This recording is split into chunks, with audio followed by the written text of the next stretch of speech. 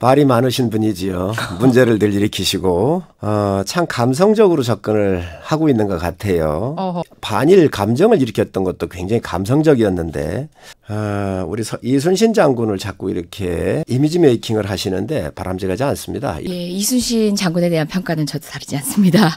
다만 그게 핵심이겠어요. 예. 홍준표 법조인도 아닌 사람이 개혁을 하겠느냐.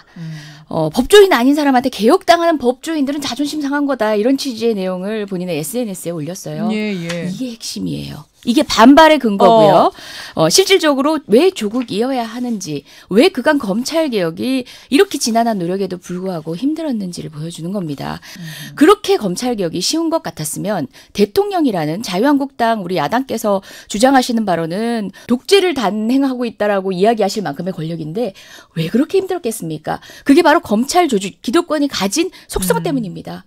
그렇기 때문에 조국이라는 이야기를 하는 겁니다. 이순신 장군은 우리 국민 모두가 추앙하고 숭앙하는 그런 장군이십니다. 예. 그동안 국론 분열과 인사검증 실패에서부터 모든 것을 일으켰던 분이 이순신 장군을 이렇게 이미지 메이킹으로 한다고 하는 것은 저는 바람직하지 않다고 생각을 합니다. 반일하고 조국을 드러내는 것. 저는 이건 조국 교수님한테 과한 칭찬이십니다. 국민적 공분을 조국이라는 한 분에 의해서 이게 일으켜졌다고 생각하실 수도 있고 과한 칭찬입니다. 그런 측면은 더불어민주당이 국민의 정서를 그렇게 들었다 놨다 할 수 있는 정도인 것 같으면요. 저희한테는 넘치는 칭찬이죠. 그리고 국민께는 누가 되는 말이라고 생각하고요. 본인 거치 스스로 잘 좀 결정을 좀 하셨으면 좋겠습니다. 지금 국민들이 상당히 조국 수석에 대해서 부정적이지 않나요? 진용에서는 상당한 그 지지를 받을 수 있을지 모르지만 법무부 장관은 굉장히 중요한 자리입니다. 예. 내년에 선거도 있고요. 모든 면에서 중심을 잘 잡아야 되는 분이기 때문에 정말 이성적으로 잘 판단하셨으면 좋겠다는 말씀. 저는 지금 문제되고 있는 모든 이슈들이 어떤 전선을 형성하고 있는지 이건 문재인 정권과 반문재인 정권의 전선이 아니라 알겠습니다. 기득 세력과 개혁되지 못한 기득 세력과 또 개혁을 열망하는 국민과의 전선이라는 생각입니다. 적폐 청산한다고 그러면서 야당 국회의원 다 내사하고 다 알고 계시잖아요. 그런 인물입니다. 개혁개혁으로 포장해서는 안 됩니다. 핸드폰 다 줘야 다 끝냈습니다. 다 했었습니다. 좀 과하게 해석하신 거예요. 기기통신사업법상의 통신자료 제공과 관련된 건데요. 그 문제 지난 정권 나시에 제가 끊임없이 법률 개정해야 된다라고 얘기해서 제가 손가락 5번 안에 꼽는 정도의 법률안 순서로 그거 개정안 냈는데 그거 같이 동의해 주시면 될 것 같아요. 그 법률안 당론으로 통과시켜 주시면 된다고 그 당시에 홍준표 대표님한테도 제가 말씀드렸고요. 그거는 흔히 얘기하는 박근혜 이명박 정부 당시에 있었던 민간인 사찰하고 궤를 달리하는 겁니다. 제도적 문제이고요. 그러나 인권적으로 문제가 있다고 저는 여러 차례 지적을 해왔었고요. 지금이라도 자유한국당이 당론으로 함께 동의를 해주시길 바라고요. 초점을 흐리지 않으셨으면 좋겠어요. 그래서 문제예요. 그 야당 의원들 다 통신 기록에 대해서 다 조사했던 기록들도 있었고 그리고 김태우 건 같은 경우도요. 무혐의 났습니다. 권력이 묻은 거 아닌가요? 무혐의 났다 그러지만 논란 가운데 있다는 얘기의 평가에 대해서도 사회적 공론화의 과정에서 기득 세력의 강력한 저항이라는 것은 이런 논란 안에 있을 수밖에 없습니다. 본질을 들여다보는 또 다른 시각, 정확한 시각이 필요하다는 것이죠. 조국 수석이 민정수석을 하면서 이런 문제가 일어났던 것 자체가 문제인 겁니다. 그 당시에 민정수석이 우리 조국 수석 아니었습니까? 그래서 자꾸 민주당에서는 개혁이 더디기 때문에 그러면 조국 수석 말고는 그렇게 개혁할 사람이 없습니까? 사실상 조국에 대해서 부정적으로 생각하는 사람들은 뭐라고 얘기한 줄 아십니까? 민정수석이 왜 검찰도 경찰도 장악하지 못하느냐 합니다. 그게 핵심입니다. 장악하지 않으면서도 개혁을 하려고 하기 때문에 이렇게 힘든 것입니다. 조국 수석 말고는 없느냐? 국민이 그렇게 반대도 많이 하는데 이 나라에는 검찰을 개혁할 수 있는 인물이 없다는 얘기입니까? 왜 조국 수석은 안 되느냐에 대한 정확한 답변을 안 해주셨고요. 누가 아니라 진짜 조국 수석만큼 만약에 검찰 개혁의 아이콘이 될 만큼 본인의 경력을 관리해 오시고 국민께 신뢰를 받으신 분이라면 아마 자유한국당과 지금 야당은 또다시 반대했을 겁니다.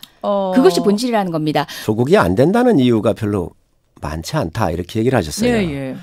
인사검증, 부실검사, 부실검증으로 해가지고 16명이 국회 동의를 받지 못했음에도 불구하고 임명하는 초유의 사태들이 일어났습니다. 민정수석이 책임지는 것이 다음 임사검증을 위한 기준을 수립하거나 차제 이런 제도를 점검하는 차원이 아니라 본인이 직을 물려할 정도인지 아닌지는 개별적 판단이 필요하다고 생각했고요.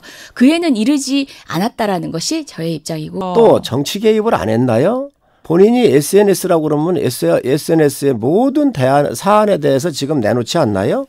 이런 여러 가지 이유가 있는데 지금 이유가 타당한 게 없다라고 얘기한다 그러면 참으로 국민들이 동의하겠습니까? 2011년도에 이명박 정부 시절에 권재진 민정수석이 법무부 장관으로 갔어요. 예. 노영민 사상 초유의 일이라고 비판한 적이 있습니다. 내년 총선과 대선을 관리해야 할 법무부 장관은 다른 무엇보다 공정하고 중립적인 인사를 임명해야 한다는 국민과 정치권의 목소리에 이명박 대통령은 끝내 귀를 닫아버렸다 그랬습니다. 내년 총선이 있습니다.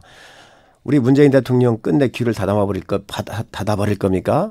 이게 바로 박근혜 이명박 정부 당시와 문재인 정부의 민정수석의 권한의 차이에 기인하는 것입니다. 사실상 너무 놔버렸다. 권력에 대한 장악력을 내려놓은 겁니다. 검찰도 경찰도 예전과 같은 방식의 소통을 이제는 하고 있지 않습니다. 왜냐하면 박근혜 정부 말기에 청와대를 기점으로 해서 심지어 비서실장 주재 회의를 통해서도 일사불란하게 권력을 사적으로 정권을 위해서 남용했던 그런 사례들이 드러나고 난 뒤에 거기에 대한 국민적 공분이 높다 보니까 조국 교수님이 평소에 이제 제야에서 본인이 교수직에 있을 때부터 생각했던 본인의 철학과 가치를 대통령하고 상의한 끝에 결국은 민정수석이 예전과 같은 방식으로 검찰이나 경찰을 통제하고 있지 못합니다. 그래서 일각에서는 장악하지 못한다라는 식의 애두른 표현을 쓰고 있지만 얘기를 들을 정도입니다. 법무부 장관은 대통령의 신임이 아닌 국민의 신임을 필요로 하는 자리라고 그러니까 민주당이 이 논평을 냈어요. 정말 국민의 신임이 필요한 사람인지 다시 한번 되돌아보셨으면 좋겠습니다. 결론에 저도 공감합니다. 야당이 어떤 논거를 대고 증거를 대도 대통령께서는 임명하실 겁니다. 그러니까 참 자조 섞인 이야기가 나오고 국회에서 과연 이 이야기를 해야 되나 이런 이야기를 좀 하고 있습니다.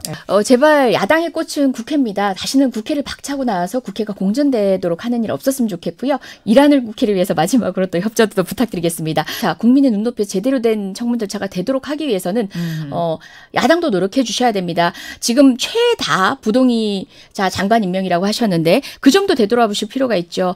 최다 발목 잡기는 아니었는지도 되돌아보셔야 되고요. 그것들을 궁극적으로 평가하는 것은 아까도 말씀 주셨지만 국민이 동의하는 자가 법무부 장관이 될 것이고요. 그럼 국회 부동의자에 대한 장관 임명도 국민이 더 예리한 눈으로 바라봤을 것입니다. 그것은 정권의 부메랑이 되는 것입니다. 하지만 지금까지 장관에 대한 업무 능력 평가 등에 있어서는 국민은 그런 방식의 시각을 던지시지는 않는 것 같습니다.